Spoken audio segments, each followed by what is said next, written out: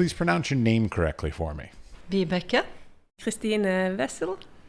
So you all run an agency that is involved in public arts in the Oslo region. Is it only the Oslo region? No, we are all over the country. Okay, in the Norwegian region. Thank you. Yes, I can confirm that. Okay, excellent. Tell me a little bit about the history of this agency that you all run and how you all sort of got together, created the agency, and then how it works to sort of facilitate and assist with public arts in the region. We started actually 22 years ago with working with art in public spaces.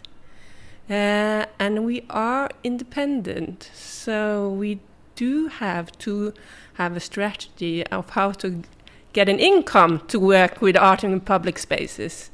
So from the very beginning, we have had this idea that we want to work with both state, municipalities, and the business, companies that want to engage in the public space and work with art, and we want to collaborate with artists. So then we have a lot of different people who can collaborate on make that happen. So that is our main interest, to make it happen and produce it and curate it. And to finance that, we have to think about different models to do that. So we either initiate it by ourselves. We see places or artists that could do really interesting things in public space. And then we have to fund it by applying for money or ask for sponsors or kind of that. The other way is that we collaborate with institutions or municipalities or organizations that want things to happen. And they come to us and we work together. Or the third model is that we are working, we get a client that wants something to happen. Always the best way, yeah. Yeah, but I think it's really important for us in all our history to have kind of all these three models to work with, because it's especially to have some independent projects. Don't you agree, Vibeke? When we started in 1999, it was I guess that the climate for public art was not much in interest for, especially in the private sector. So we had to create the possibilities to work with art in temporary and contemporary art in public space. And we were naive when we started out, and we wanted to do art in public space with private companies, because, hey, who are you? Yeah. Never heard of you. Yeah. What kind of background do you have? So I guess that we haven't succeeded with that even now with the private sector. But we do have some that's the model of the three parts model, that we had to work with art with the private sector in small projects, I guess, and also with clients who are not private mostly, but like the central station, for example, is a half private, half government, Mm-hmm. But so, and also that initiative that we do ourselves, because I think that's the main part who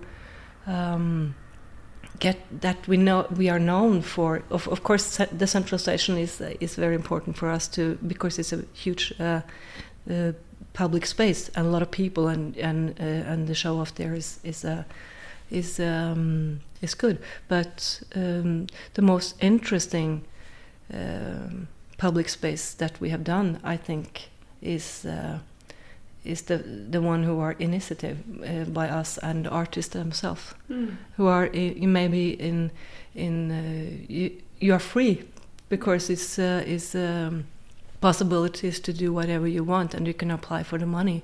But in the art, you can do whatever you want, and I think that's a good example in some of the art work we have done in the public space here in Oslo, with artists who are maybe political, and we have some actually trouble with the Turkish government because of the arts. So it's interesting when you can take it and develop a art scene who are more political, I think. So when it comes to the public art in this region, what's the primary way? Like, so is it mostly governmental support, or because it sounds like from what you're saying, private support is not as common as sort of municipal supports? Am I understanding that correctly? Yes, I think you are understanding it correctly, but I think also to kind of elaborate what Vibeke was talking about, when we started off, it was like we were alien in a new market, and alien for the artist. Nobody kind of it was kind of unknown territory for what we saw as.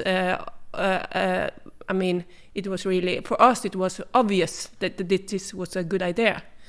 So it took kind of 15 years before everybody else could see it was a good idea to work with art in public spaces in the way I think we have done all the time. Mainly, we have focused a lot of contemporary art, but it's just there for, it's not there forever. It's always like for a month or maybe for a day performance, and this kind of being limited for with the art in the public space gives us freedom to explore themes in the art and let the artists explore use of material. You don't have to have the metal to last forever, or the stone to last forever. You can work with fabric, you can work with many interesting materials. So, and the expression also has it's easier to initiate projects that are really important here and now. So we did this really interesting project in the Oslo train station just after Utøya on 22nd of July. So we could respond to that, and that was a really hard task. But the artist, Jan Christensen, really managed that project really well. So it's very interesting to activate and to be a important common place for people in general, but also for expression when you work with art in public space, and when you are working with project for limited time and the presence. Oh yeah, I used to run a public arts program, a temporary one, where we had sort of standardized locations for sculptures, and every 6 months we would basically install a new sculpture onto these pedestals, basically. But even the pedestals we could move, but that's a whole different issue. But so one of the things that I always ran into was, of course, like, people would say things like, well, why should I fund a temporary thing, whereas I could invest that money in full, something that would stay. So like, what about the balance of, like, how many of your projects are permanent and how many of your projects are temporary? And what are some of the different sort of issues that you run into for each of those different criteria? The obvious thing is how long is the artwork going to last in this place. So the freedom you have in also doing the art project when you just are there for limited time is really, really different when we work with commissioned work for a new building. That's two different. Oh yeah, that involves committees and like a ton of red tape and bureaucracy and decorators and all kinds of people. But temporary works is sort of like, it's temporary, like as long as you don't damage the property, have fun. Yeah. Actually, Vibeke has a really good. I really remember one temporary project we did up in Groruddalen, which is a kind of suburb here in Oslo, and you battled with what you call the kind of cowboys in the business doing property development. And I think you had something like saying, I don't remember, but you have to correct me. You said. Nobody wanted to say yes to this art project in this business, and it looks really bad, this place, and then I think you said, Vibeke, can't be worse. It can't be worse than it is, and that they responded to. It's one of those weird things that like a lot of people, almost everybody, like whether it's politicians or developers or property owners, whatever, they'll all say yes or they'll all say maybe. But it's very hard to get yeses out of most of those people because they're always like, well, like, they want to either be more involved in it or they want to like, approve it or they want to be like way more and they won't hand over the reins oftentimes. And when it comes to politicians in particular, they don't want to say yes because then it'll be on the record that they said yes. And then they can, if somebody doesn't like it, they can blame them for it. So like there's that. But yeah, it's very difficult to get sort of definitive answers out of these people to make things happen. I mean, endless times it comes down to literally the last day before they can make a decision before they will make a decision. That's true. And I think also what we struggle with is if you are developing the city, and the politicians say, okay, we want to do this. This is important for the city. But working with private investors and private developers, that could be really, really good actually sometimes if you have a visionary developer, and we do. So in that, we have to take that into consideration. But if you aren't having a visionary prospect or a perspective of what you're doing, working with the art is out of your what you are kind of your competence in you don't do this every day, and it's only hassle because it will engage people, and maybe you don't want to engage people. So that's the struggle you have to work with. Don't you agree? I agree, and it's when it comes to, it's all about the money, That's shocking. How does it fit in my point of view of the property is going to be raised up to be I don't know what you call it, more. How will this give value for money? Value for money, of course. In my project. Yeah.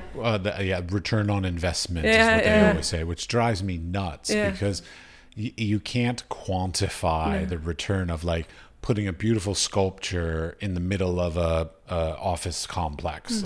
There is no literal one-to-one return on investment for that. But if you put a beautiful piece of art in there, people will enjoy working there more. So it's easy. Well, to us, preaching to the choir here in the room, we all agree with this, but trying to quantify that in some way to these, whether it's municipalities or private developers, is really hard sometimes. Yes, but sometimes, actually, I will say, because we have done this for over 20 years, so I think it is a shift, and the awareness is... of the value of it is actually changing, in my opinion. That's good to know. Yeah, and I think, again, going back to the project we do at the train station, which is a big project that has been going on for 20 years, doing temporary art project in the station and actually doing a lot of bold projects. And you've been managing it for 20 years. Except for 2 years, we have been doing it all the time. Yes, it's nice. Yeah. So in that perspective, I think the awareness of these type of engaging in communication with the public. The value of it is discussed and acknowledged more and more, I see. Well, that particular location is a very international hub. I mean, what we're talking about is the central train station in the downtown area, and it's very much an international hub, and so therefore, and also a lot of people have downtime there, so it's nice to have an alternative thing to like eating or shopping while you're waiting for your train or waiting to transfer trains, kind of thing. So like that's a very unique location where basically people hang out there for long periods of time versus, well, pretty much almost anywhere else in society. But we have done like a small pilot in small station as well, so because they're open. So I'm just saying I think it's important to acknowledge that the awareness is of the value of working and seeing that what gives and what creates a good public space isn't only the architecture. It's also the social architecture, the content, what's happening, how do you feel, how do you engage, react, how will you as a user of public space, how do we meet you by acknowledging that you are seeing, thinking, and engaging in the society? But I think that the Oslo train station and the artwork there is kind of unique because there is not many other places in Norway, and other companies do have we have been working for that for 20 years, and that's kind of unique. And no private, we don't know any other privates or any other companies who are doing temporary artwork like this. That's true. So and mostly is in the private sector, in the public space. They do have, of course, artwork, but they're more permanent, and they're more like an investment. That's true. So that's so I think we should say that the Oslo Central Station is quite unique in Norway. Well, as an agency, though, so it sounds like you do temporary works, you do some permanent works, you work for municipalities, you work for private developers, possibly even just private people, for all I know. But so how many projects do you all run on any given moment? So like on average, because a lot of people think outside the arts, they think like you do one project and you start it and then you complete it and then it's done. Then you move on to project B and then you do that from start to completion. I'm guessing it's more of a juggling act of multiple different projects being proposed, then being turned down, and then hope and a prayer over here, and then a no, and then suddenly you'll get like 5 yeses all at the same time, and then you have like a dozen projects to work on. So how does that work for you all? Like, what's the balancing act there? We juggle. Did I pretty much just explain it perfectly to you? You did, actually. We juggle. Oh my God. How many projects am I involved in at the moment? 15? What? That's a lot more than I expected you to say. I think it is actually that, because I do... Or the company, maybe 15 in the same time, yeah. Okay, but wait, when you say 15, that means you have 15 proposals out or 15 confirmed projects that you are now actively working Confirmed. on? Okay, but then you also have how many proposals out at the same time? Yeah, that's good. Okay, that's another ball game. Proposals. So that could be one-off podcast in itself, because you have to know how to write applications. Agreed. I'm horrible at it. Go ahead. School me. Yeah. Okay. That you really, really need to know and read the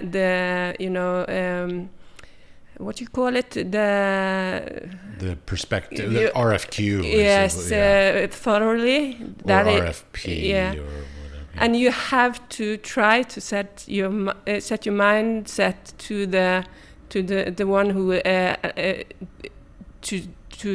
the one who is in the jury or evaluates your you have to go into the mind. If they even tell you who that person or group will be, because Yes, some of them won't course. even tell you.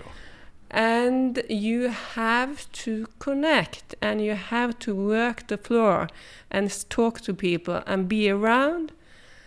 And you have to always think, and that's what we always discuss, we have to always be aware that your last project is maybe the one that you will be evaluated on, so you always have to deliver.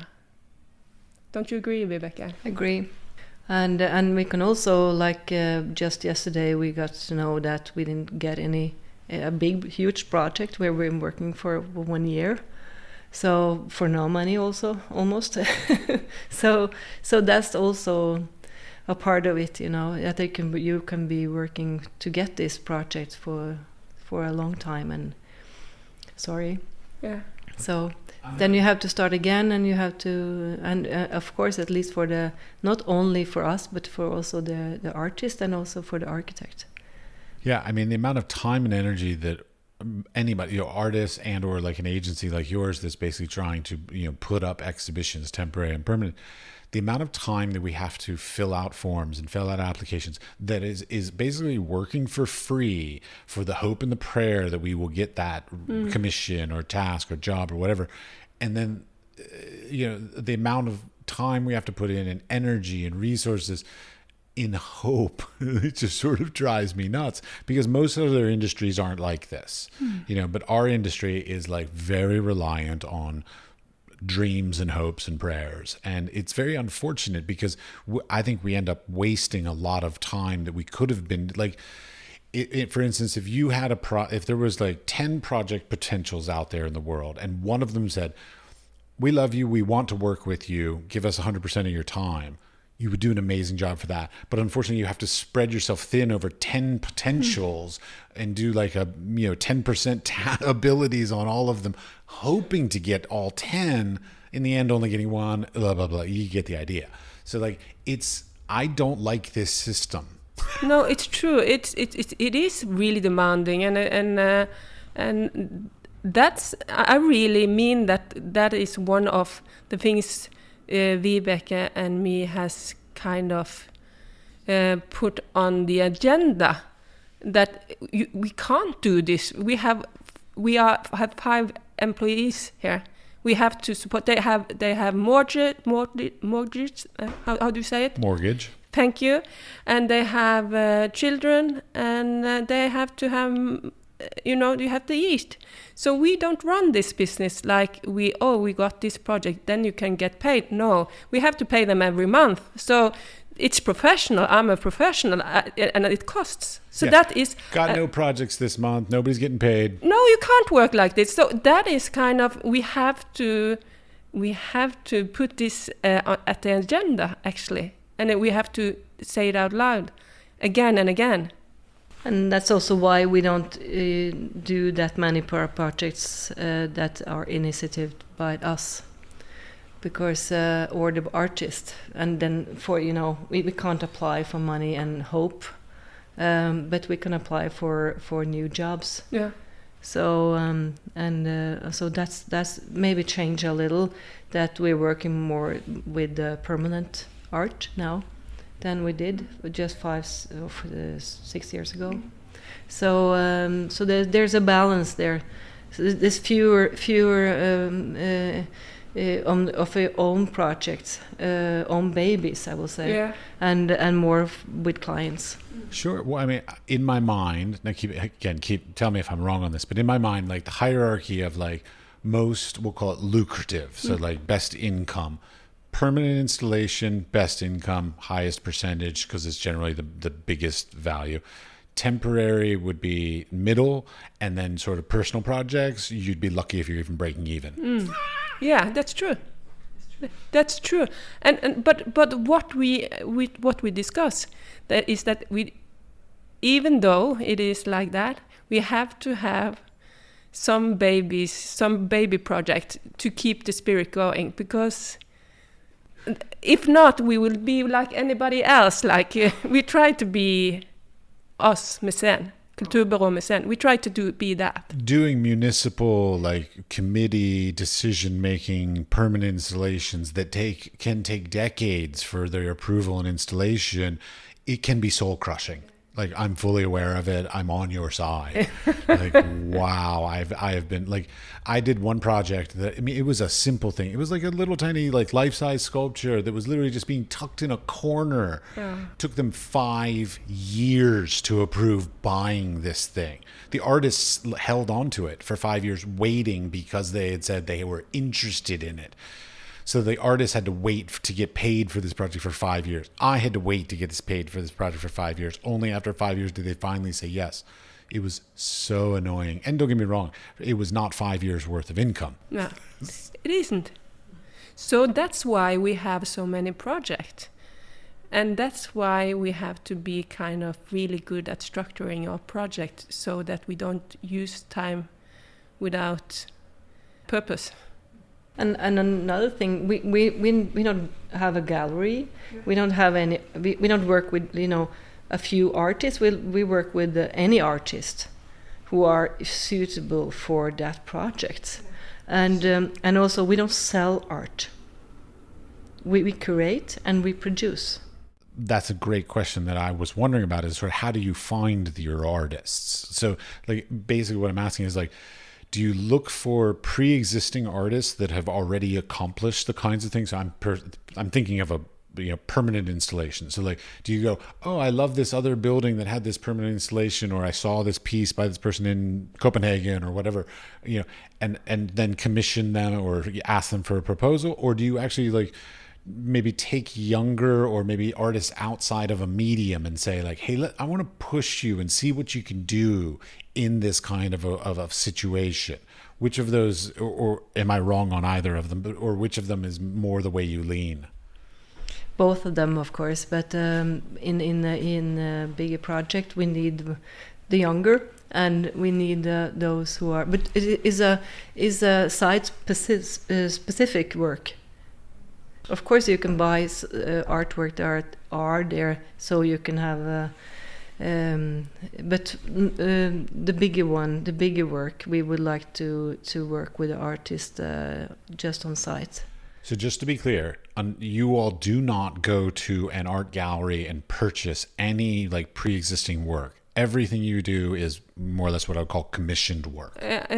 We mainly do commissioned work, and we also like to dare to push artists to do things we have shown they've done before. But we do also buy some art that already exists, but that is not our main focus. That is kind of what we do in the end of a process, if we need to. If you have some money left. Yeah. I dare you to tell me you ever have money left. Yeah. Nobody has money. Yeah.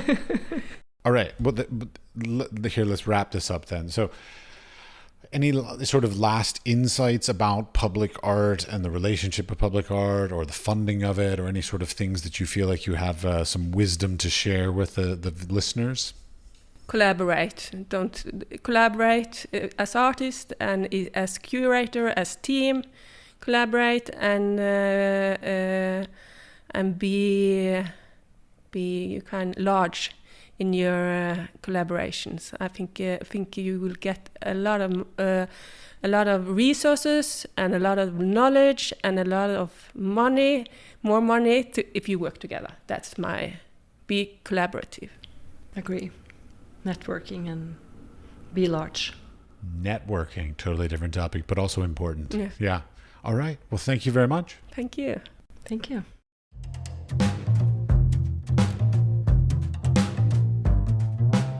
Before you go, we would like to thank you for listening all the way to the end of the episode.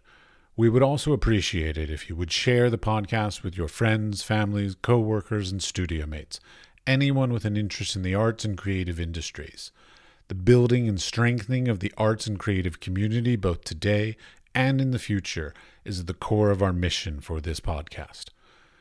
You can listen, rate, and subscribe to this podcast on Spotify, Apple Podcasts, or wherever you get your podcasts. We are produced by 5014. The audio was edited by CushAudio Services, and the music was created by Pete Vibeke.